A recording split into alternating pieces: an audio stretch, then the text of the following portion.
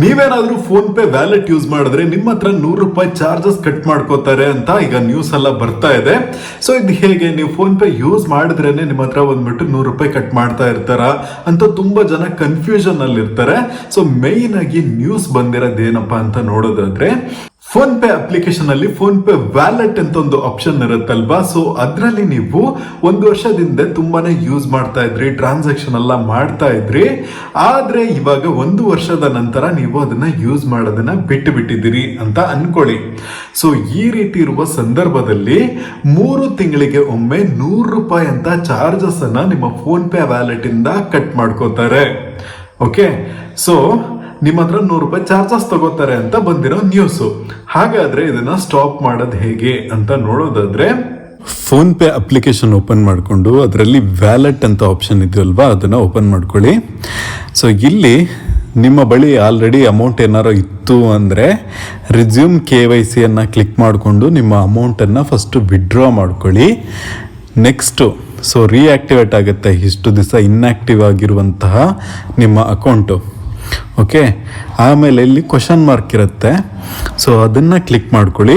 ಇಲ್ಲಿ reactivating or closing PhonePe wallet ಅಂತ ಇರುತ್ತೆ, ಅದ್ರ ಮೇಲೆ ಕ್ಲಿಕ್ ಮಾಡಿಕೊಂಡು ಹಂಗೆ ಸ್ಕ್ರೋಲ್ ಮಾಡಿ. ಲಾಸ್ಟಿಂದ 4ನೇ option how do I close my phone pay wallet ಅಂತ ಇದೆಯಲ್ವಾ, ಅದ್ರ ಮೇಲೆ ಕ್ಲಿಕ್ ಮಾಡಿ. ಇಲ್ಲಿ ಕ್ಲೋಸ್ ವ್ಯಾಲೆಟ್ ಅಂತ ಒಂದು ಆಪ್ಷನ್ ಇರುತ್ತೆ, ಅದ್ರ ಮೇಲೆ ಕ್ಲಿಕ್ ಮಾಡಿ ನಿಮ್ಮ ಫೋನ್ ಪೇ ವ್ಯಾಲೆಟನ್ನು ಪರ್ಮನೆಂಟ್ ಆಗಿ ಕ್ಲೋಸ್ ಮಾಡ್ಕೊಬಹುದು. ಅದರಿಂದ ಯಾವುದೇ ಚಾರ್ಜಸ್ ಕೂಡ ಕಟ್ ಆಗಲ್ಲ. ಸೊ ಇದಿಷ್ಟು ನಿಮ್ಮ ಫೋನ್ ಪೇ ವ್ಯಾಲೆಟ್ನಲ್ಲಿ ಅಮೌಂಟ್ ಇದ್ದರೆ ತಲೆ ಕೆಡಿಸ್ಕೊಬೇಕು, ಡಿಆಕ್ಟಿವೇಟ್ ಮಾಡೋದು ಅದನ್ನೆಲ್ಲ ಮಾಡಬೇಕು. ಫೋನ್ ಪೇ ವ್ಯಾಲೆಟ್ನಲ್ಲಿ ಅಮೌಂಟೇ ಇಲ್ಲ ಅಂದರೆ ಏನು ತಲೆ ಕೆಡಿಸ್ಕೊಳ್ಳೋಕೆ ಬೇಕಾಗಿಲ್ಲ.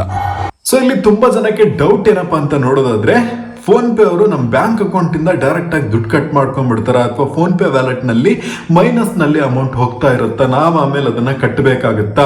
ಸೊ ಈ ರೀತಿ ತುಂಬಾನೇ ಡೌಟ್ ಇದೆ. ಅಂಡ್ ಯಾಕೆ ಈ ರೀತಿ ಚಾರ್ಜಸ್ ಮಾಡ್ತಿದ್ದಾರೆ ಅಂತಾನು ಹೇಳ್ಕೊತೀನಿ. Okay, so PhonePe wallet ಏನಿದೆ ಅದನ್ನ RBI ಅಂಡರ್ ನಲ್ಲಿ ರಿಜಿಸ್ಟರ್ ಮಾಡ್ಕೊಂಡಿದ್ದಾರೆ. ಏನಂತ, ನಾವು ಪೇಮೆಂಟ್ ಟ್ರಾನ್ಸಾಕ್ಷನ್ ಅಥಾರಿಟಿ ಅಂತ. ಅಂದ್ರೆ ಅವರು ಒಂದು ಬ್ಯಾಂಕ್ ಇದ್ದಂಗೆ.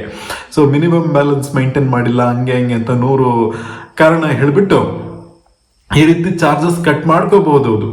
ಅಂದ್ರೆ ಯಾವುದೇ ರೀತಿ ರೂಲ್ಸ್ ಇಲ್ಲ, ನೀವು ಚಾರ್ಜಸ್ ಕಟ್ ಮಾಡೋ ಆಗಿಲ್ಲ ಅಂತ. ಸೊ ಅದಕ್ಕೋಸ್ಕರ ಅವರು ಚಾರ್ಜಸ್ ಅನ್ನ ಕಟ್ ಮಾಡ್ಕೋತಾರೆ. ಓಕೆನಾ? ಸೊ ಹಾಗಾದ್ರೆ ಇವಾಗ ಫೋನ್ ಪೇ ವ್ಯಾಲೆಟ್ ನಲ್ಲಿ ಮೈನಸ್ ಅಲ್ಲಿ ಅಮೌಂಟ್ ಹೋಗುತ್ತಾ ಅಂತ ಕೇಳಿದ್ರೆ, ಇಲ್ಲ, ನಿಮ್ದು 0 ಬ್ಯಾಲೆನ್ಸ್ ಆಗ್ಬಿಟ್ರೆ ಅದಕ್ಕಿಂತ ಕಡಿಮೆ ಅಮೌಂಟ್ ಹೋಗೋದಿಲ್ಲ.